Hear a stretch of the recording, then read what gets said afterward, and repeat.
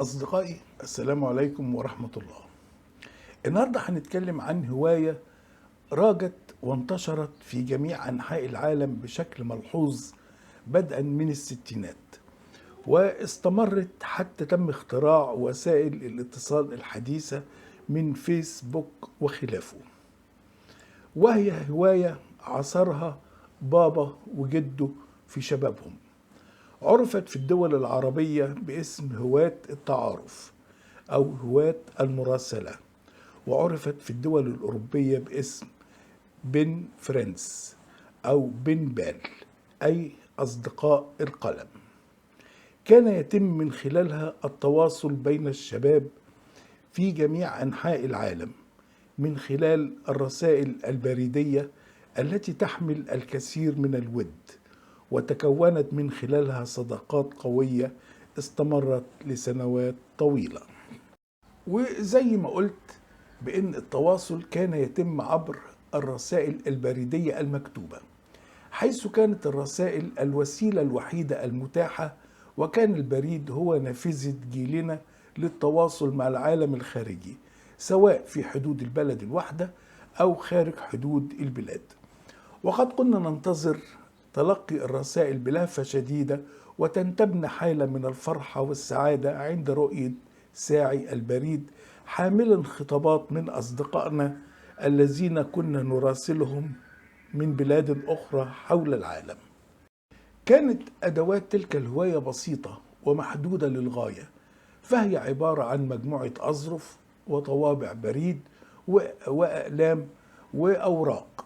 وعلشان نبان إننا مهتمين وعندنا ذوق رفيع، كنا نشتري بلوك نوت تحمل صفحات وخلفيات لظهور أو مناظر طبيعية. وكان أيضا من ضمن الأدوات مجموعة صور اللي هي الكروت للآثار وكذلك أجمل الأماكن في بلادنا. أما أهم حاجة في الحاجات دي كلها كانت الصورة الشخصية، ودي لها أهمية كبيرة جدا، فهي الانطباع الأول. فشخص ما يعرفكش وما شافكش قبل كده، فاللي هتشده وتكون عنده الانطباع الأول هي الصورة الشخصية. زي بالظبط الصورة المصغرة عند أصحاب قنوات اليوتيوب. فاللي هيشد المشاهد ويخليه يدخل يتفرج على فيلمك الصورة اللي هيعلن بها الفيديو. فكنا نلبس أشيك ما عندنا من ملابس، ونروح للحلاق يحلق لنا ويظبط شعرنا، واللي شعره مجعد أو أكرت يفردهوله بالسشوار يخليه زي الحرير. وبعد ما نبقى تمام التمام نطلع من الحلاق على طول على المصورات.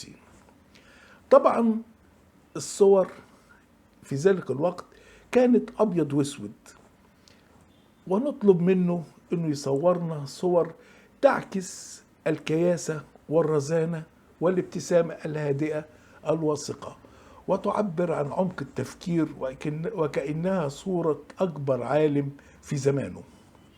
ونطلب من المصور انه يتفنن في اختيار زوايا التصوير التي تداري كبر الأنف أو البق الواسع اللي زي بق إسماعيل ياسين، أو يخفي آثار حب الشباب. يضاف لذلك بالنسبة للفتيات إن السمرة يطلعها بيضة زي القمر ولا نجمات السينما. بعد ما حضرنا وجهزنا كل الكلام ده، ما عليك غير إنك ترسل صورتك وبياناتك زي الاسم والعمل أو الدراسة وهوايتك الأساسية اللي هي بالطبع التعارف وتكوين الصداقات، وكذلك أي هوايات أخرى رياضية أو أدبية أو فنية إلى آخره. وفي الحقيقة وأنا بدرس الموضوع ده علشان أعد هذا الفيديو، صادفتني بعض الحالات من إحدى الدول لهم هواية غريبة، وهي جمع ريش الدجاج. قد تكون هواية معروفة لدى بعض المجتمعات، لكننا لا نعلم شيء عنها. ثم نذكر العنوان اللي هنراسل عليه، فنجد البعض يذكر محل إقامته، وآخر يذكر عنوان جهة عمله، وشخص ثالث يفضل أن تصل الخطابات على صندوق البريد. المهم نرسل الصورة والبيانات دي لإحدى الصحف أو المجلات التي كان معظمها تخصص جانب من أعدادها لهواة المراسلة، حتى بعض مجلات الأطفال اللي كانت تعرض صور الأطفال وبياناتهم، وده يورينا قد إيه إن الهواية دي كانت رائجة جدا وتحقق للصحف والمجلات نسبة مبيعات كبيرة، لأن مش معقول مجلة هتخصص صفحات من أعدادها لهذا الغرض على الفاضي. كان الغالبية العظمى للمشاركين في المجلات على مستوى الوطن العربي من الشباب الذكور، وإذا صادفنا صورة فتاة، ودي بتبقى حاجة نادرة، تطلب أن تراسلها الفتيات بحكم تقاليدنا الشرقية.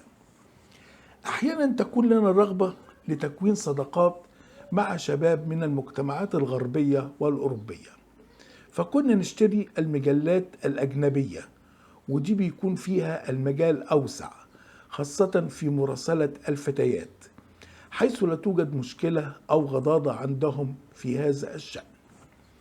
والشيء الظريف إن تلك الهواية عند المجتمعات الأوروبية لا تقتصر على الشباب، ولكنها كانت عندهم تمتد لكل الأعمار، فتلاقي ناس منشور صورها تجاوزوا مرحلة الشباب بزمان وهم دلوقتي في سن 50 أو 60.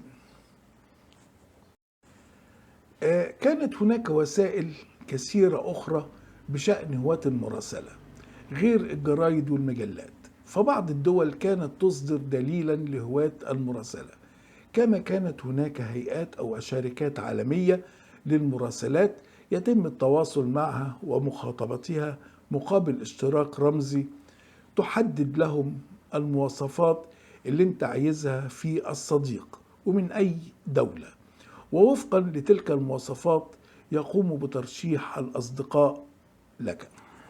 طيب إيه الفايدة أو وأوجه الاستفادة التي حققتها تلك الهواية لنا؟ كانت العلاقات الاجتماعية التي تتسم بالود والحب هي السائدة في هذا الزمان بين الأقارب والأصدقاء والجيران وغيرهم، وكان أصدقاء القلم شكل من أشكال تلك العلاقات الإنسانية والاجتماعية. كان التعارف وربط العلاقات، علاقات الصداقة بين هواة التعارف داخل الوطن وخارجه يسهم في تعزيز العلاقات بين شباب العالم العربي والعالم أجمع.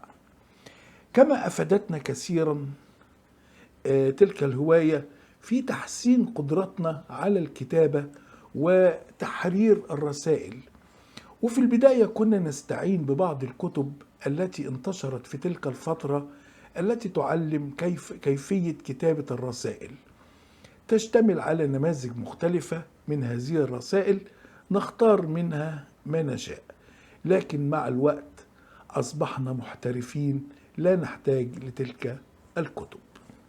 إن تلك الهواية أدت إلى تنمية وتحسين اللغات الأجنبية عندنا، فإذا كان صديق المراسلة سواء كان شاب أو فتاة لا تعرف أو لا تجيد العربية فكنا نراسلهم بلغتهم، ففي البداية كنا نكتب الجواب في أسبوعين ونستعين بصديق حاله أفضل مننا في اللغة ليتعاون معنا على كتابة الرسالة، وعندما ترد رسالة نقعد ونجيب القاموس ونترجم كلمة كلمة وكلمة من هنا وكلمة من هنا، إلا أننا مع الوقت تعلمنا الكثير من الكلمات والتراكيب اللغوية المستخدمة في الحياة، يعني مع الوقت أصبح الحال أفضل وأسرع.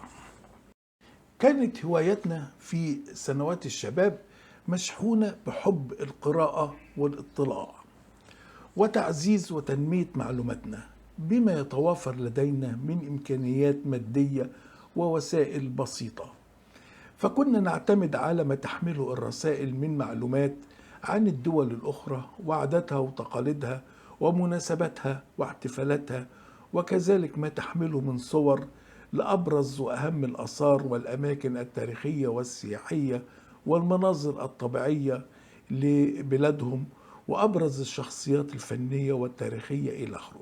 وإحنا بالمثل كنا نعرفهم على بلادنا. في الغالب إن هواية المراسلة كانت تؤدي إلى تنمية هواية أخرى، وهي جمع الطوابع البريدية التي كانت نواتها وبدايتها الطوابع الموجودة على أظرف عشرات الخطابات التي تصلنا من مختلف الدول. هواية المراسلة أتاحت تلك الهواية للبعض زيارة الدول الأخرى وخاصة الأوروبية بدعوة من أصدقائهم بالمراسلة والتعرف على تلك الدول، وقد تتاح لهم فرص عمل بها.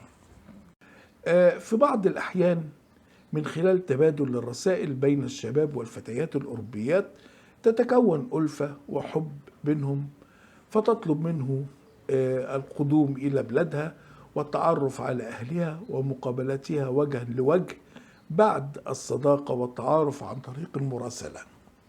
أو قد تأتي هي لزيارة بلاده وتتوج العلاقة بزواج دام العمر كله.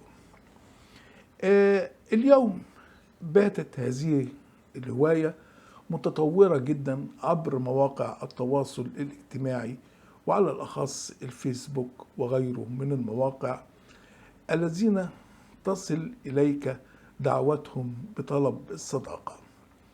في النهاية إنني على يقين بأن هواة أصدقاء القلم ما زالوا يحتفظون حتى الآن بعشرات الرسائل التي كانت تصلهم المكتوبة بخط اليد وبأحبار لا تزال عالقة على الورق، ولا تزال هذه الأحبار مفعمة برائحة الشوق والود التي كانت تجتاز المسافات لتصل إلى قلوب الأصدقاء الطيبين.